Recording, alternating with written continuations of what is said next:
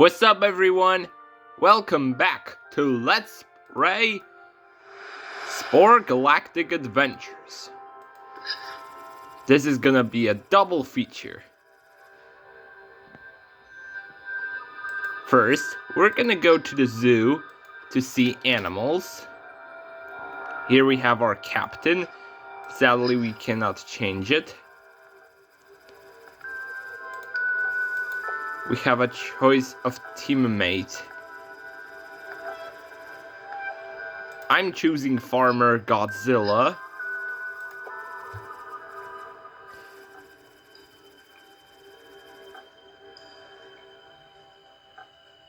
Zuber.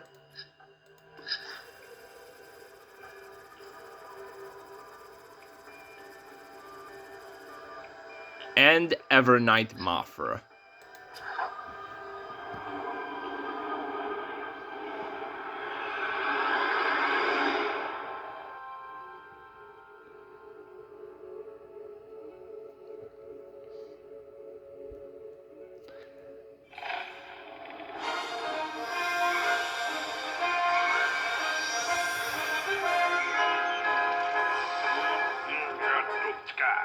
Here we are at the zoo. Our first stop is the savanna biome. This is the home of shovel-horned giraffes and giant one-horned rhinos. The shovel-horned giraffes are taller than their real-life counterparts. And female giant one-horned rhinos don't have horns at all.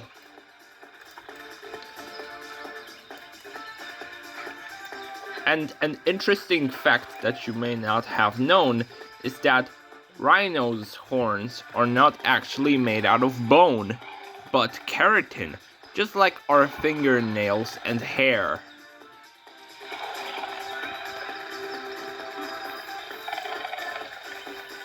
Alright, let's continue exploring. This is the coral reef biome, also known by the zoo as Manatee Reef. Here, visitors can interact with azure manatees. At first, they may look like a fish, and they are ecologically similar to fish, but are actually aquatic mammals. In fact, their closest relatives are elephants.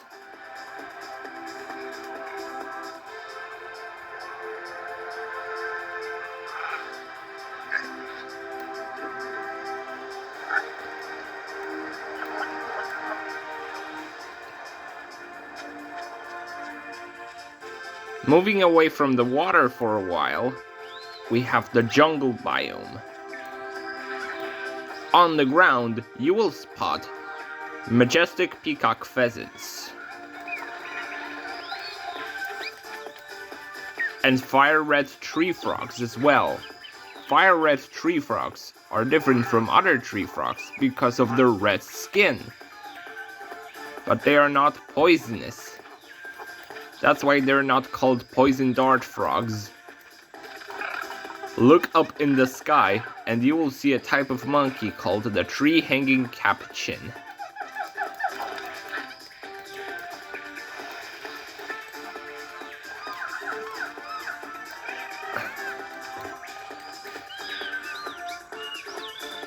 They have their own section of the biome dedicated to themselves.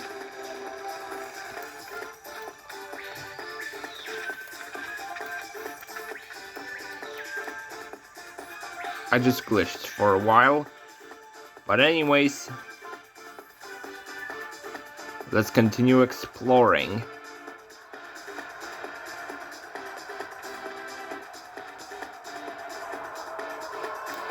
This is the polar biome, and it's a very suitable habitat for the inflatable penguin. A species of penguin with an unusual defense tactic. self-inflation, so that predators can't bite into it.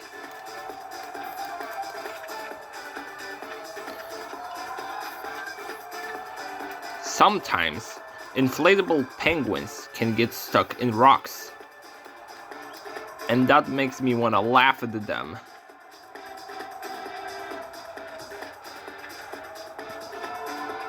But all jokes aside, let's continue even further.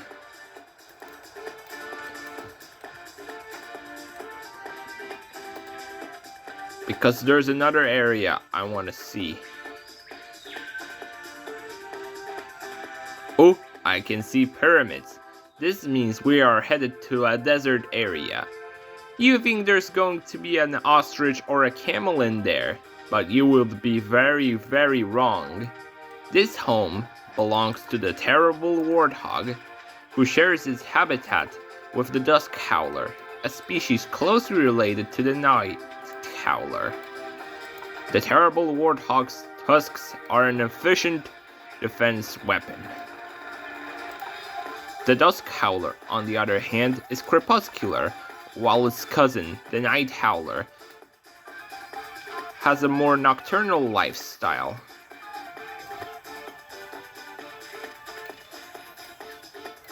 I put 4 pyramids to get that desert feel.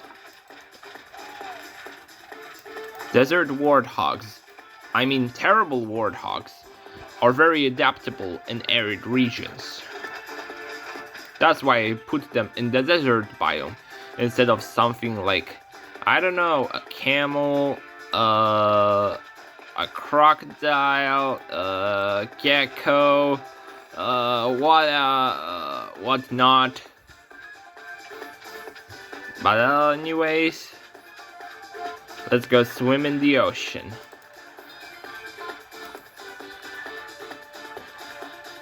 You can't really see them, but if you look more closely, there are actually fish in the ocean.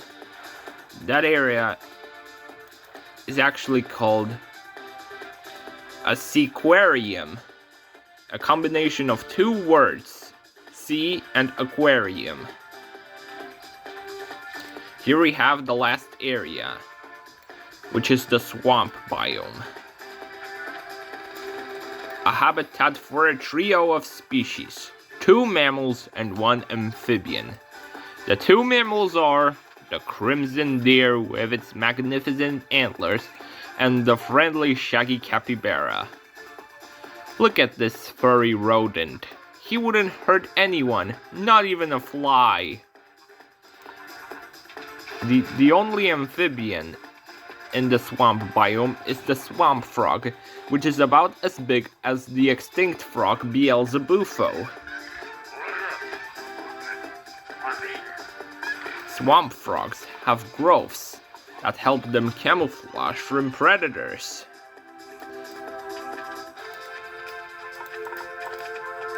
Oh, looks like this swamp frog hid beneath mangroves. I bet the capybara just wanted a taste of him. Or to lick him. In a friendly way.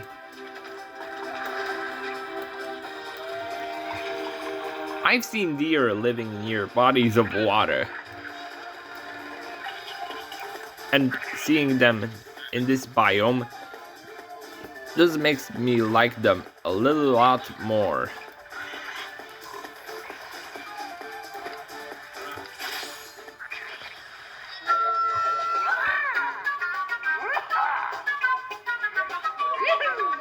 Okay, next up, we're visiting another park. This time, it's a lot more prehistoric.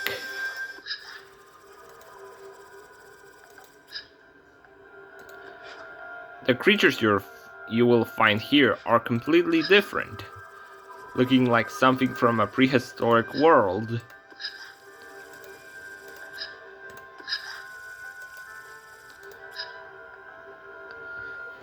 I've got myself a hallucigenia trio to go with me, and now Let's get this spaceship going. The name of the park is Saurian Paradise. See that right there? Saurian Paradise.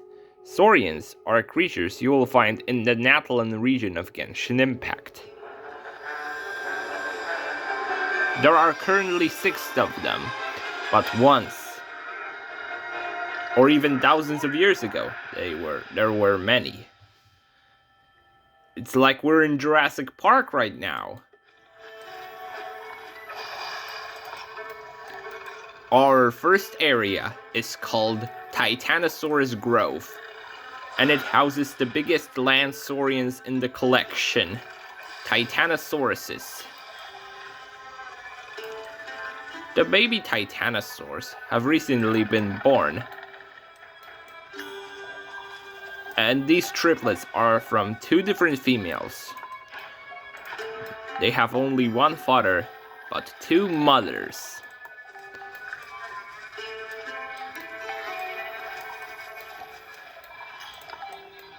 They are friendly, but not as big as their parents.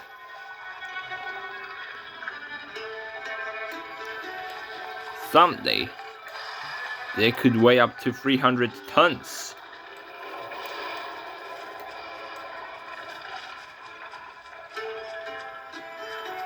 Continuing on with our tour, we have the Ceratosaurus Prairie, home of the ceratosaurs, who have giant antlers that could be charged with electro energy.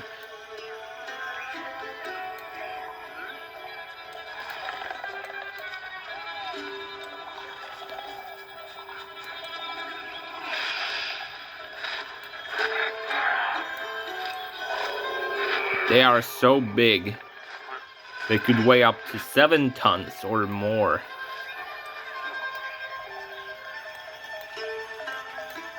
He's curious. He's sniffing the environment, looking for food. But let's not talk about that too much. Here we have the Dromaeosaurus Temple. Here we have a piece of wood that connects to their temple. The Dromaeosaurus can use that piece of wood to climb up to the temple, but only the alpha can be on top. Speaking of which, I don't even see him. These guys got knocked down because they thought they were escape artists. Oh, there he is. He may be aggressive at times, but he is really friendly now.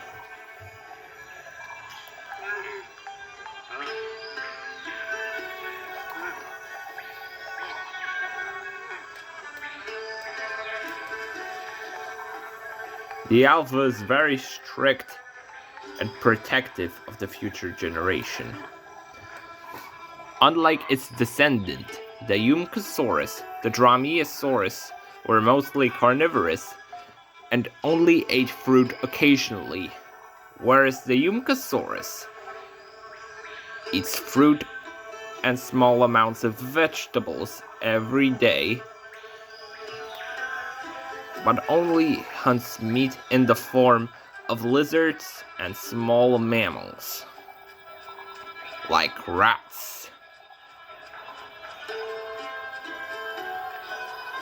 Anyway, enough with the babbling. We have the Spinosaurus coast. This rocky coast houses 4 Spinosauruses, 2 males separated by a giant rock, and 2 females near the Moai statues. In their natural habitat, the Spinosaurus used to hunt with the Mosasaurus, just like in Jurassic World Rebirth. Unlike its real-world counterpart, this version of the Spinosaurus had 2 sail-like fins that help it maneuver through the water.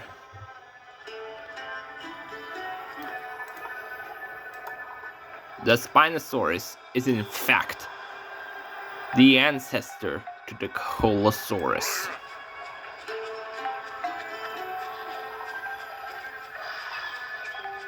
Once you follow the path through the hills, right there,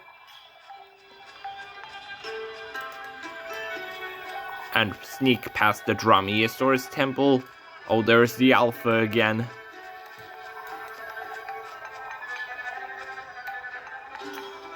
Why can't my hallucigenius keep up with me? And you will enter the Stegosaurus dry forest. Although it has rock-like growths on its back, the Stegosaurus is not actually related to the Petlisaurus. In fact, it is actually its own species that died out less than 500 years ago, perhaps.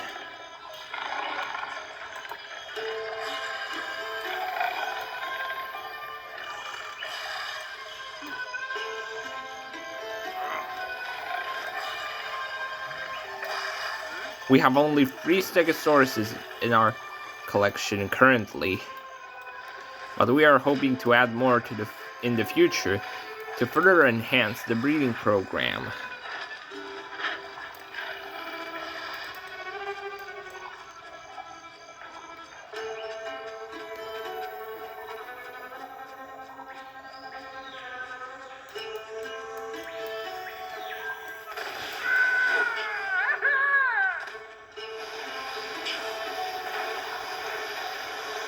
This is the Mosasaurus Bridge.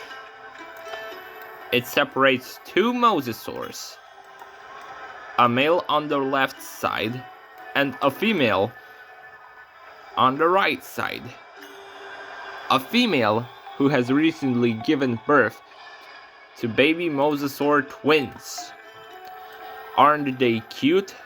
One day, they will grow up to be the ocean's apex predator. Like the Spinosaurus, the Mosasaurus is actually the ancestor of the Coholosaurus, aka Splash, Venti's Coholosaurus friend. Once you cross the Mosasaurus Bridge, you will be welcomed into the Tyrannosaurus Kingdom.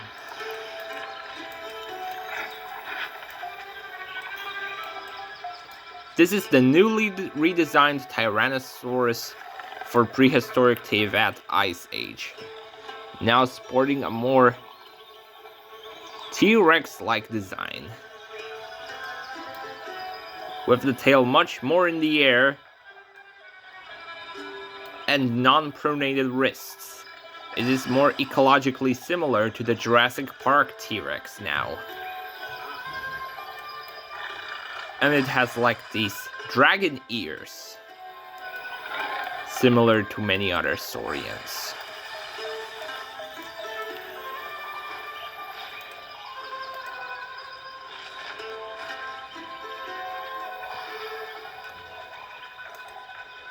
Once you go around their rock, you will find yet another bridge.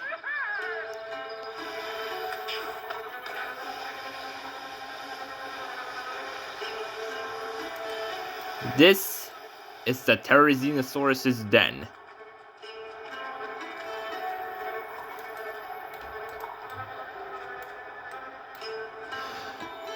Look at this thing and tell me it's not related to the Ectomosaurus, because it is indeed the ancestor to the Ectomosaurus. But damn, look at those giant ears, like bat ears, similar to the Ectomosaurus, and that cape, symbolizing the Masters of the Night Wind tribe seen in Natlan today. This is a male Therizinosaurus. We are hoping to find him a male mate soon. But right now, we are still struggling to find the female Therizinosaurus who is actually fertile.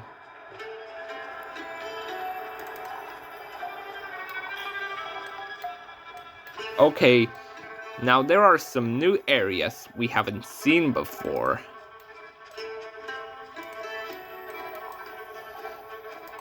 This is the aviary.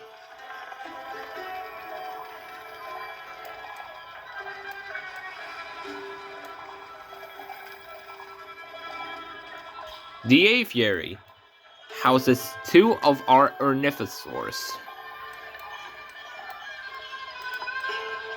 A male by the river and a female on the rock. Oh no. A female by the river and the male on the rock. She's keeping watch over the aviary and the eggs that his mate laid. Soon they will hatch into chicks. Despite their size, these enormous winged beasts are actually related to the crepuscular.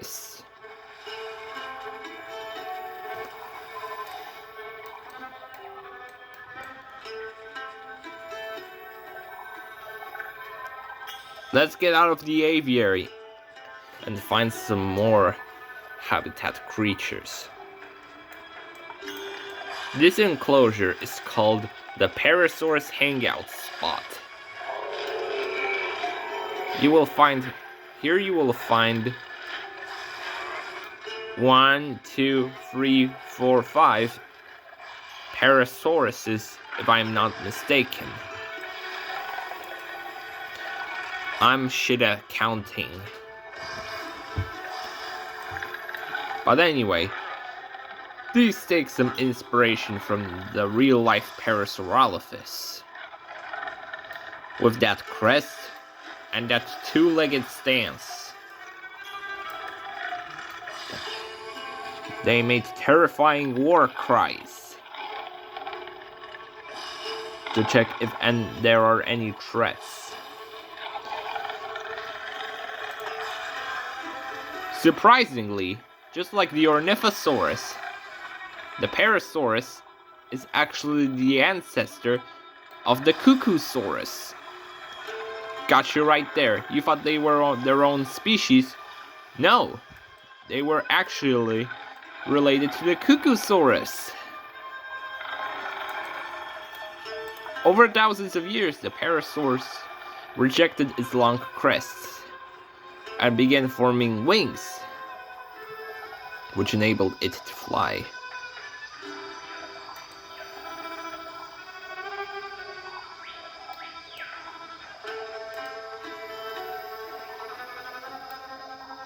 Next up, we have the Dryosaurus rainforest, home of a smaller relative of the Umcosaurus, the Dryosaurus. Surprisingly, the Dryosaurus can use its tail as a fifth limb to get across the trees more easily. Just like real-world monkeys, their favorite food is fruit, but they also eat meat in the form of insects, reptiles, mammals, and fish. Hence why they are called omnivores. They eat anything,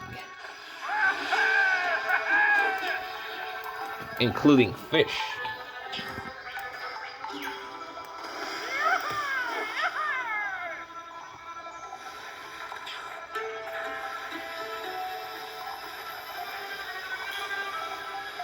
The semi-final enclosure of this park before we move on to the newest attraction is called the Rocky Boneyard.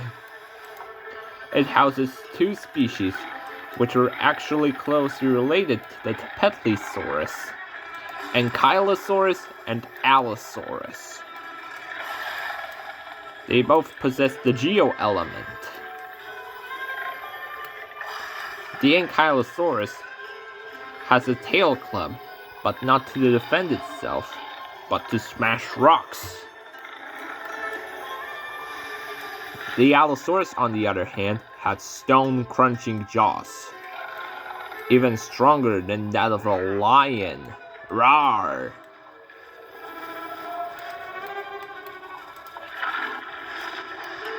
And what I've never noticed is that the Ankylosaurus can actually burrow underground. These two have emerged from the burrow to explore,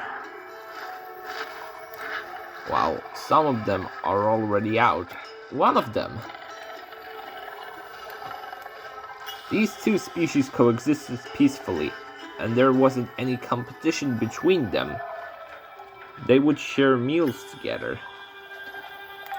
And the final new attraction, ladies and gentlemen, I welcome you to Vanessa's Pavilion. Here we have a female Satsiosaurus named Vanessa.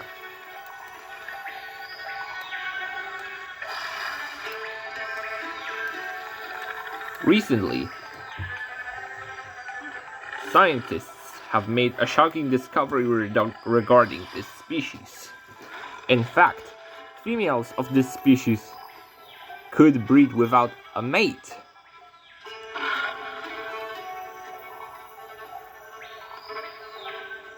Just like real-world Komodo dragons.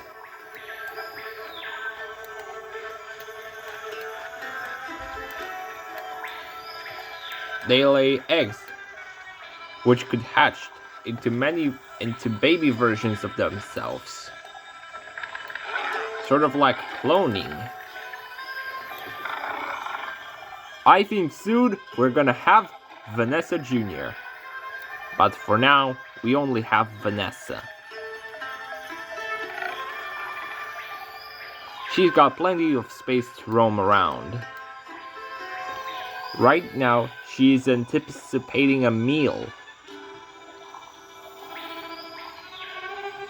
But anyways, these two adventures were a lot of fun.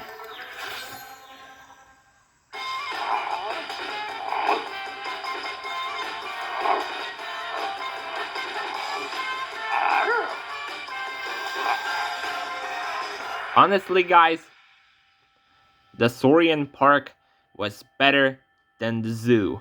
Not gonna lie. But anyways, have a good night, everyone. Peace out. Bye.